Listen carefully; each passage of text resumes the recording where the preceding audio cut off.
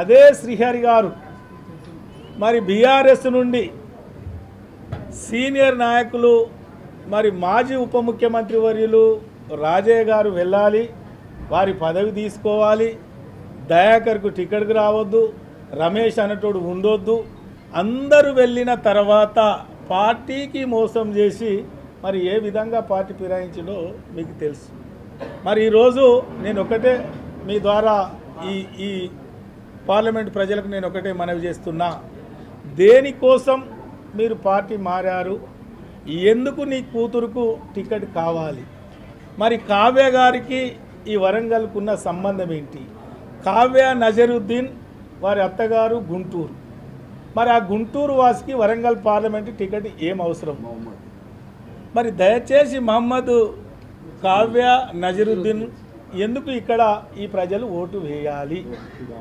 నేను మీ బిడ్డగా, ఇక్కడ పుట్టి పెరిగిన బిడ్డగా, ఈ ప్రజల మధ్యలో ఉన్న బిడ్డగా, ఈ ప్రజల మధ్య కష్ట సుఖాలు పంచుకున్న బిడ్డగా మరి నేను ఒకటే మనవి చేస్తున్నా, మరి గుంటూరు వాసి కావాలా మీ బిడ్డ కావాలా? ఒకసారి మీరు ఆలోచన చేయాలి. గతంలో ఎస్సీ రిజర్వేషన్ వల్ల 40 సంవత్సరాలుగా ఈ ప్రాంతంలో ఉన్న దళితులు నష్టపోయారు, ఆగమయ్యారు.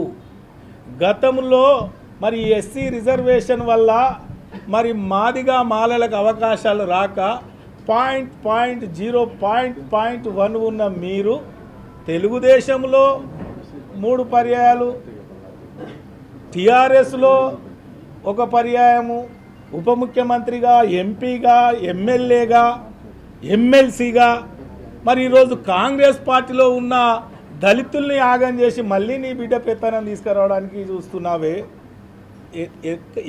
దేనికి ఇది? దేనికి మంచి? మరి ఎస్సీ రిజర్వేషన్ ఫలాలు మరి మాదిగలు అందుకోకూడదా? మాకు వద్దా? మరి ఏం చేయాలనుకుంటున్నారో దయచేసి మేధావులారా, ప్రజలారా మీరు ఆలోచన చేయాలి.